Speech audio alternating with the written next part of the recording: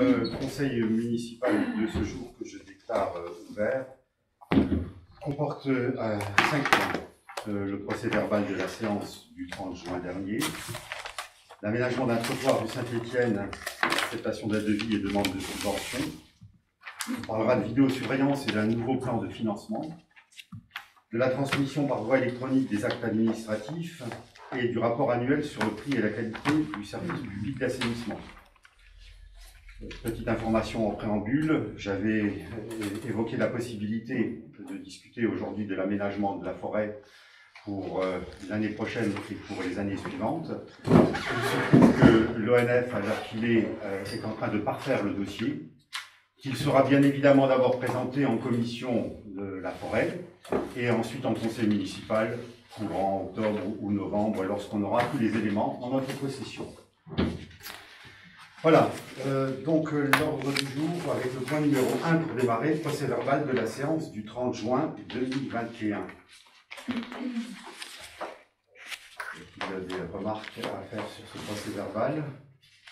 Si ce n'est le cas, je propose à Joël, comme d'habitude, de passer pour la signature.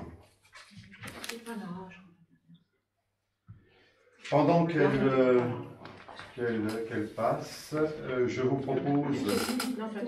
Ah, peut-être pas. Aurélie, qui est absente. C'est recto verso. D'accord. Donc seules les personnes présentes, effectivement, sont amenées à signer. Je profite de ce court instant pour faire part des procurations qui m'ont été remises.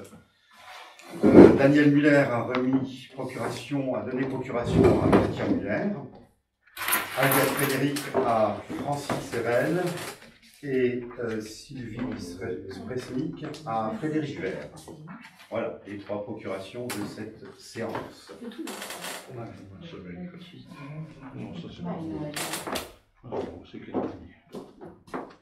Donc, le point numéro 2, aménagement d'un trottoir rue Saint-Étienne, acceptation d'un devis et demande de subvention. Alors, plusieurs choses. Ce point numéro 2 fait suite à 2 commissions des travaux qui ont eu lieu respectivement le 6 juillet et le 8 septembre. Le 6 juillet, on parlait de cet aménagement avec un devis qu'on trouvait excessif à 24 356 € hors taxe.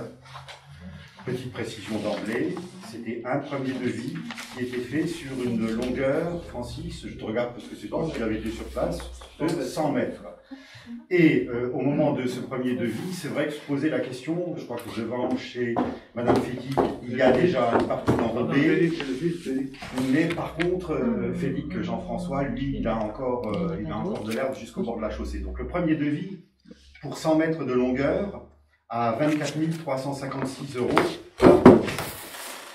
Là, on est retourné sur place et on a aujourd'hui un devis qui est bien différent et qui se justifie par la différence de longueur. Au départ, c'était sur 100 mètres, on passe maintenant à 162 mètres en intégrant les 2 maisons qui n'avaient pas été prises en compte au départ, de façon à assurer sur la partie droite un trottoir sur la totalité de la longueur habitée. D'emblée, je précise que je n'ai pas demandé de devis à la société SMTPF qui a réalisé des enrobés rue d'Archigny et rue Notre-Dame l'année dernière. Au motif, et on l'a vu rue d'Archigny, alors les explications cohérentes ou incohérentes, on a pas mal de petites bosses. Vous savez que le choix d'une entreprise se fait par rapport au prix, mais aussi par rapport à la qualité des travaux. Avec Francis et Carole, on avait été sur place, on avait tenté, pour l'entreprise prestataire du chantier, on avait tenté une petite négociation et ils n'avaient pas souhaité faire de remise quelconque, prétextant que alors ça signifierait qu'ils reconnaissaient une faute. Alors, il nous avait expliqué qu'il avait suivi le trottoir. Moi, je trouve que les travaux en question étaient loin d'être parfaits. D'ailleurs, c'est revenu à nos oreilles depuis. 2 devis ont été sollicités donc, sur la longueur de 162 mètres, cette fois-ci, entre les maisons de Fédic Jean-François et d'Ivo Pascal. Alors, une société qui a l'habitude de travailler pour la commune a sorti un devis à 36 954 €. On avait le montant lors de la séance. On l'a reçu effectivement par mail le 14 septembre, je crois. Devis du 2 juillet qui vient modifier celui qui était sur 100 mètres. Et HTP à Talange, HTP il travaille pas mal dans le secteur, il travaille à Filstroff, il travaille à Eberswiller, et on s'est dit qu'il serait peut-être intéressant de voir, c'est une entreprise qui n'avait jamais travaillé pour nous. Cette autre entreprise est arrivée à un montant de 43 046,80 €. Il y a quand même une sacrée différence entre deux devis. Alors, le Code des marchés publics, jusqu'à 90 000 € ne nous impose pas de procédure particulière. Le fait d'avoir deux devis comme ça nous permet quand même d'avoir déjà une bonne opinion, surtout avec le fait d'avoir choisi une entreprise aussi dans le cadre d'un devis qui n'a jamais travaillé en Freistroff. On pensait qu'elle allait nous faire un prix peut-être, comment dire, d'appel, et qu'elle allait... et ben, on ne va pas dire que c'est vraiment un prix d'appel à 43 000 €. Donc 36 954 l'un, 43 046,80 € l'autre.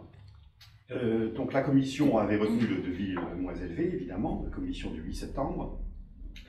Et évidemment, dit que si les travaux en question doivent se faire, il est logique qu'ils soient subventionnés et que dans le cadre du dispositif Moselle Ambition, il serait judicieux de faire la demande de subvention en question. Voilà en gros détailler les choses. Quand on regarde aujourd'hui Freistroff, on se rend compte que le village est bien doté en termes de trottoirs. Alors certains commencent à être vieillissants, certains commencent à se lézarder, on voit un peu de l'herbe pousser. C'est vrai que depuis qu'on ne peut plus faire de traitement, on va dire chimique, l'herbe pousse un peu plus, à voir si on peut y arriver en certains utilisent du gaz, je ne sais pas si c'est vraiment plus écologique que ça. Enfin, les trottoirs, c'est vrai, commencent à se dégrader, mais l'endroit qui manquait singulièrement de ce type d'aménagement, c'était la rue Saint-Étienne, et les riverains nous ont sollicité à plusieurs reprises, non seulement pour ça, mais également, et vous l'avez lu dans le rapport, pour la mise en place d'un éclairage public qui manque aussi singulièrement auprès de ces nouvelles constructions. Et là, ce sera vu très prochainement, il faudrait le voir avant l'hiver, mettre un socle et puis un candélabre, comme on l'a fait au-delà du passage à niveau l'année dernière. Voilà, donc aménagement d'un trottoir rue Saint-Étienne, acceptation d'un devis et demande de subvention. Alors évidemment, ce ne sont pas des travaux qui peuvent être réalisés cette année. Les demandes de subvention passeront au mieux au mois d'avril en ce qu'ils appellent la commission permanente au niveau du département. Ça veut dire que ce sont des travaux qui sont à programmer aujourd'hui pour l'été prochain. Entre le moment où on pense réaliser un projet et le moment où on peut le concrétiser, en général, il se découle une petite année. Un particulier, s'il veut réaliser un chantier, il va demander un devis. Si l'entreprise est disponible et que ce devis lui convient, il va faire réaliser les travaux très rapidement. Une collectivité, si elle sollicite une subvention, en particulier, ça va repousser les travaux d'autant l'instruction du dossier dans la collectivité concernée. Voilà, donc y a-t-il des questions? S'il n'y en a pas, je vous propose d'approuver le devis de moins 10 ans, dont on sait que l'entreprise en question fait un travail habituel de qualité. J'espère que ce sera le cas et qu'elle ne démentira pas ce que je viens de dire. Et puis d'associer une demande de subvention au titre de Moselle Ambition. Est-ce que quelqu'un s'oppose? S'abstient? L'unanimité, merci. La vidéosurveillance, un nouveau plan de financement. Carole, tu avais le dossier entre tes mains en tant qu'adjointe en charge des finances lors du dernier conseil pour ce qui est du financement précisément. Je te laisse la parole. Oui. Alors au mois de juin, on avait vu donc pour augmenter la possibilité de la vidéosurveillance sur le village, on avait de nouvelles installations pour un montant de 9 275 €. On avait vu un financement. Il s'est avéré qu'après les élections régionales, on a entendu parler donc d'un nouveau créneau de financement à hauteur de 30% de la région. D'autre part, on avait un peu accentué nos demandes de financement sur le FIPDR. On a eu des retours de communes qui ont fait ce financement, donc ils avaient demandé jusqu'à hauteur de 50% le financement, ils n'ont reçu qu'à peine 8% de ce qu'ils avaient demandé.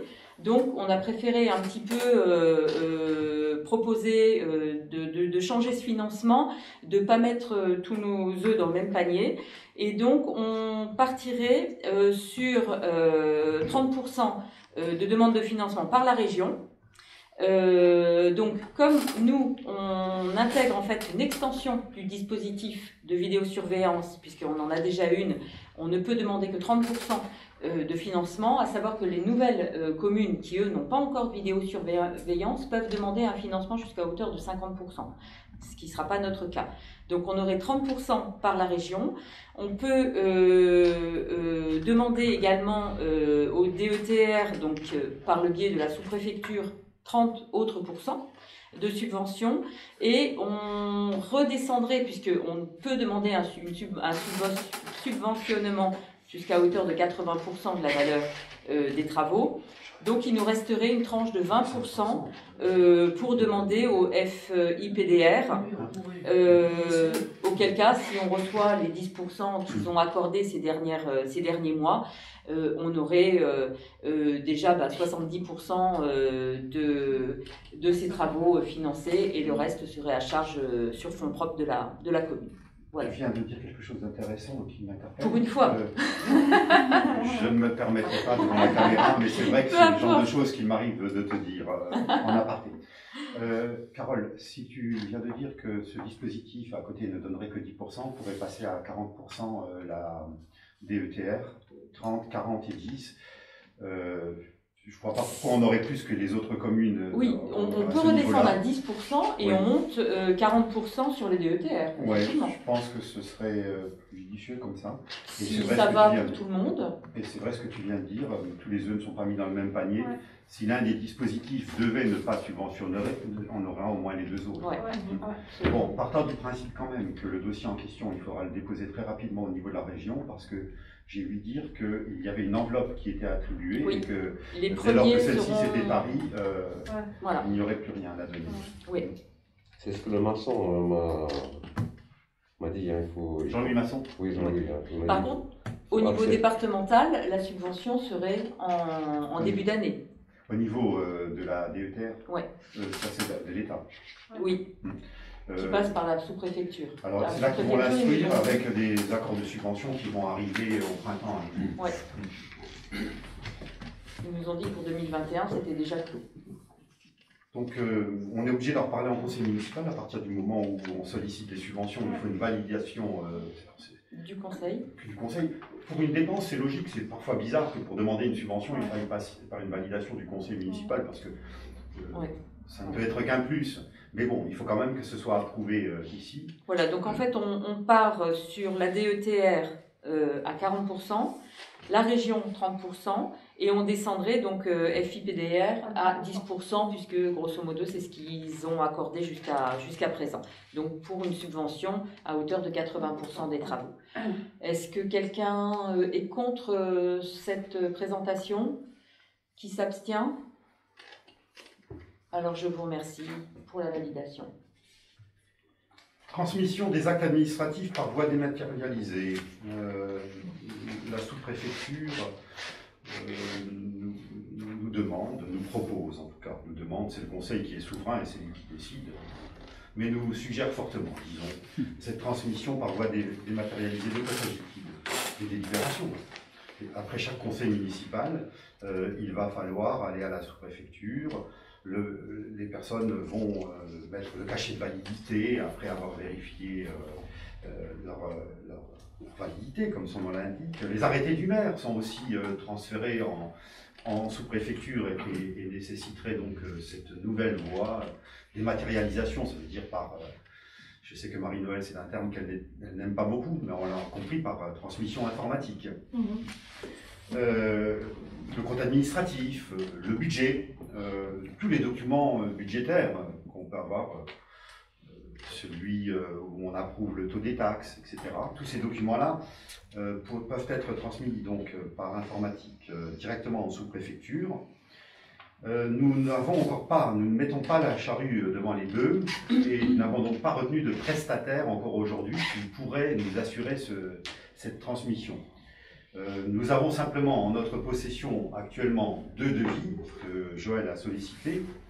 Tout coûte, hein, tout a un prix.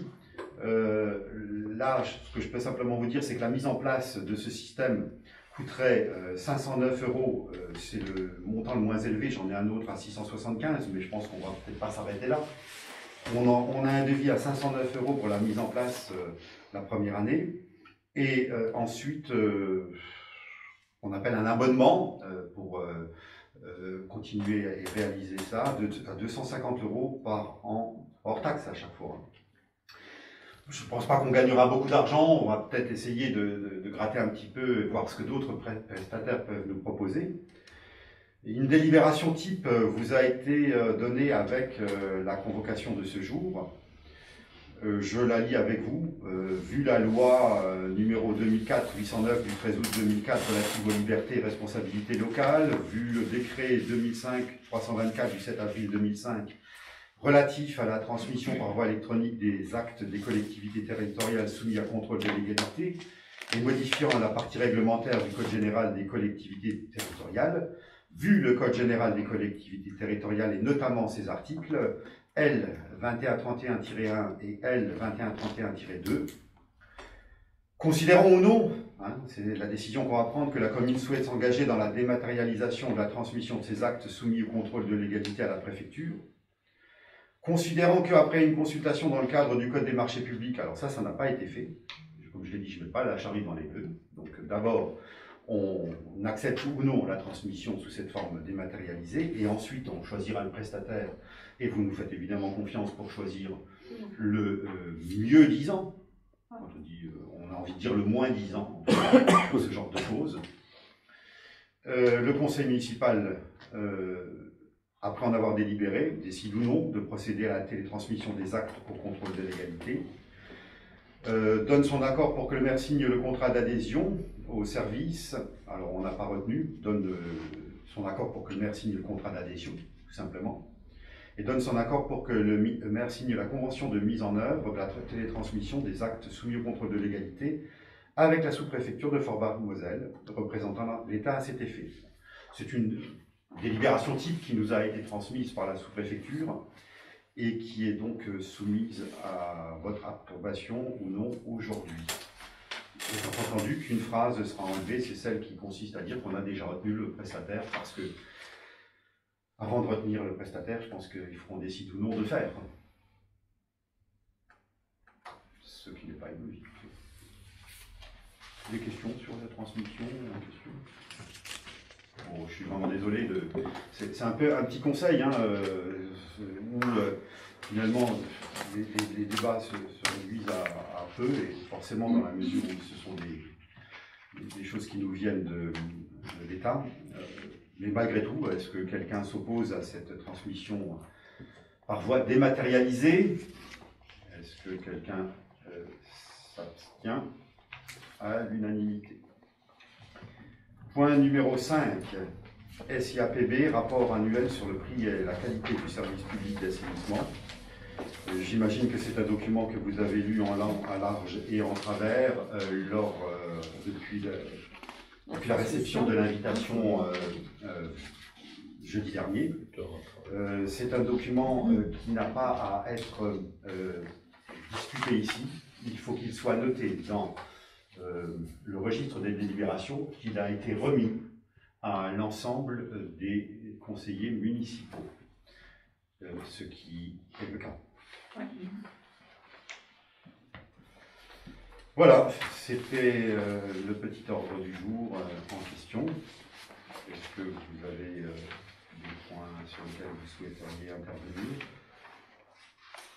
Si ce n'est le cas, je lève la séance et je vous remercie pour votre présence en vous souhaitant une bonne et agréable soirée.